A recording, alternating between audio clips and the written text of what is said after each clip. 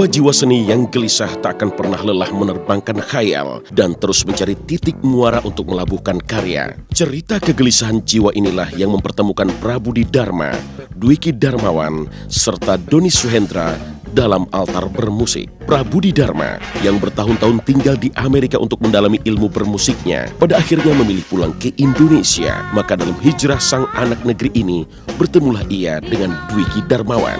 Cerita kegelisahan bermusik di tahun 1984 silam ini ditandai mereka dengan mengusung nama Krakatau.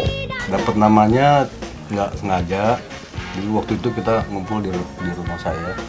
Kebetulan ada map Indonesia di meja gitu ya, Pak. Kemudian kita lagi cari-cari nama waktu itu. Terus timbul ide bermacam-macam nama yang aneh-aneh loh gitu ya.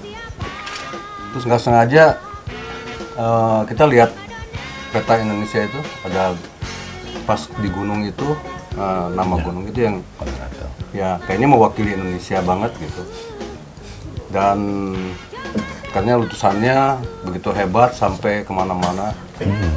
Dan kita seolah-olah harus memiliki energi yang sama. Ya. Bersama Doni Suhendra, Krakatau Band mulai menapaki embrio bermusik yang berseberangan dengan arus zaman. Cabikan gitar bass Prabudi Dharma, juga denting keyboard Dwiki, dan gemerincing dawai gitar Doni, bagai penanda datangnya sebuah beda. Terus saya dipertemukan di sebuah studio latihan di Bandung dan melakukan jam session. Jadi itu pertama saya berdua dulu dengan Pra. Nah, terus wah, gimana kalau kita cari gitaris dan drummer. Nah, terus saya sudah kenal sama Kang Doni Suhendra dan Pra juga. Pra belum kenal ya karena baru pulang ya waktu itu. Pernah ketemu dulu sekali. Nah, kenalan lagi.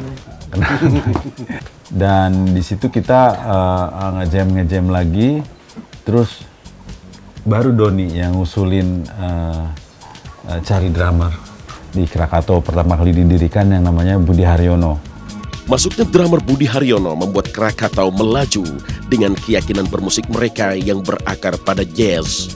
Belum lagi bilik rekaman mereka jebol, Krakatau lebih dulu menguji cita rasa bermusik mereka di sebuah panggung musik berlevel dunia. Disinilah Krakatau ditasbih sebagai sang juara. Ya seru banget, suatu pengalaman yang sangat berharga. Dan yang kita belajar di sana adalah kedisiplinan. Jadi mereka itu sangat precise gitu ya, sangat memperhatikan waktu. Jadi benar-benar strict. Kita cuma main 2 lagu waktu itu. Terus pesertanya juga banyak juga, tapi yang peserta dari luar cuma kita kan. Ada dari Prancis. Ada dari Prancis ya. Pulang dari budokan Jepang, sang juara memilih tenang dalam senyap kemenangan. Krakatau tak beriring tepuk tangan atau sanjung puja kala menjejak bumi Nusantara. Dalam hening kemenangan itulah, Krakatau justru merasa tenang dan terus mengasah kemampuan bermusik yang kelak akan mengejutkan publik di Republik ini. Saya waktu itu mungkin masih paling kecil sendiri ya. Doni Suhendra dan Prabudi Dharma sudah punya pengalaman lebih banyak dan saya lebih banyak menimba dari mereka berdua, terutama karena sudah lebih duluan di musik. Kalau saya sih waktu itu ngerasanya seperti mendapatkan apa dari langit gitu ya. Karena ketemu Pra dan Doni ini, hal-hal yang belum saya tahu di musik itu saya jadi tahu semua dari mereka. Jadi karena zaman dulu kan belum zaman YouTube, internet segala macam. Jadi betul-betul harus dari sumbernya dan dari situlah mulai timbul sinerginya sampai festival dan sebagainya. Mungkin Mas Doni bisa ngelanjutin. Ya, yang mungkin yang bikin kita lebih nyatu karena saya Pra sama Dwiki berasal dari satu kota yang sama ya, dan satu permainan itu jadi lebih mendekatkan kita untuk tiap hari ketemu, tiap hari komunikasi. Ya kemudian setelah pindah ke Jakarta ya ketemunya ya nggak jauh-jauh juga gitu. Kebetulan saya sama Gilang ada saudara juga, kalau dari Bandung, terus ketemu Indra ya. Takdir Krakatau bakal meletupkan karya makin terlihat manakala Gilang Ramadan dan Indra Lesmana bergabung di band ini. Dua anak bangsa yang baru pulang dari negeri Paman Sam itu juga membawa kegelisahan bermusik yang ingin mereka tuangkan dalam cawan kreativitas. Maka untuk kali pertama di tahun 1985 silam, dua keyboardis bersanding dalam satu altar bermusik. Sebuah pilihan berani dan melawan arus di kala itu. Ya, kita udah main bareng sebelum balik ke Indonesia. Kita sudah sempat main bareng selama di Amerika. Jadi waktu kita memutuskan untuk pulang, Tahun berapa tuh ya pulang? 84 akhir.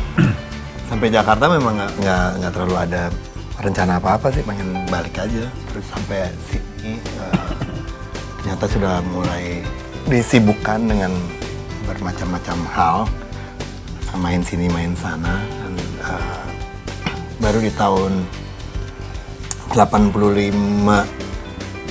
tengahan apa akhir gitu ya, waktu itu Gilang bilang, gimana kalau misalnya main bareng sama Krakatau pakai, loh kan udah ada keyboard di sini, pakai dua keyboard. Wah kayak gimana tuh bunyinya ya. Terus yaudah kita ngobrol dulu, terus ketemu dengan semuanya, ngobrol, terus kita nyoba ngejam. Bersamaan dengan masuknya Gilang, maka drummer lama pun hengkang. Kini rumah Krakatau berisi penghuni baru. Kehadiran Gilang dan Indra mengubah warna musik Krakatau yang awalnya begitu jelimet dan penuh labirin, lalu berganti agak landai dengan tetap berakar pada jazz. Dari sinilah Krakatau dan Yuzep Band dipersamakan, meski sebenarnya beda dan memang beda. Aku sebagai penonton, aku lihat berempat, Doni, Night Travelers Junior, Doni, Dwiki, Pra, masih sama Budi, itu Yuzep banget. Nah, tapi setelah ada Gilang sama Indra, di situ mungkin karena udah memainkan musik original ya, tidak memainkan musik orang lain. Mungkin di situ masing-masing punya kontribusi color yang akhirnya membuat musik Krakatau adalah musik Krakatau aja. Iya, era itu kan era fusion ya. Jadi kita memang besar atau tumbuh di satu era musik yang cukup kuat pengaruhnya, baik itu musiknya yang tadi bilangnya Yuzep, atau ada Miles Davis, ada Chick Corea, ada Yellow Jacket. Itu sangat pengaruh musik itu sangat besar di kehidupan kita sehari-hari. Tapi ketika kita mulai duduk sama-sama untuk membuat lagu yang kita buat sama sekali nggak dekat ke situ sama sekali gitu, malah karena kita song based banget sebenarnya grup ini. Kita selalu pengen bikin lagu yang enak.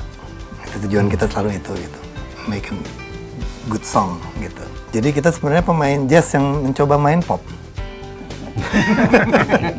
Bunyinya jadi Krakatau.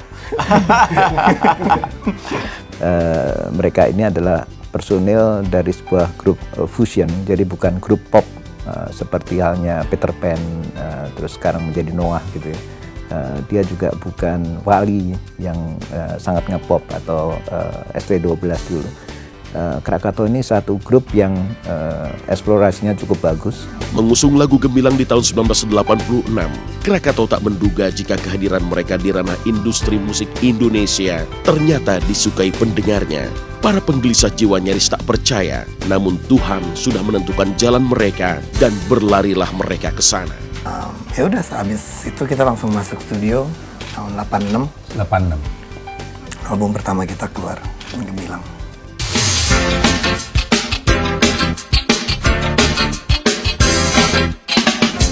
Hari terus berganti. Ini lagunya, ini aransemennya, oke, diolah, jadilah.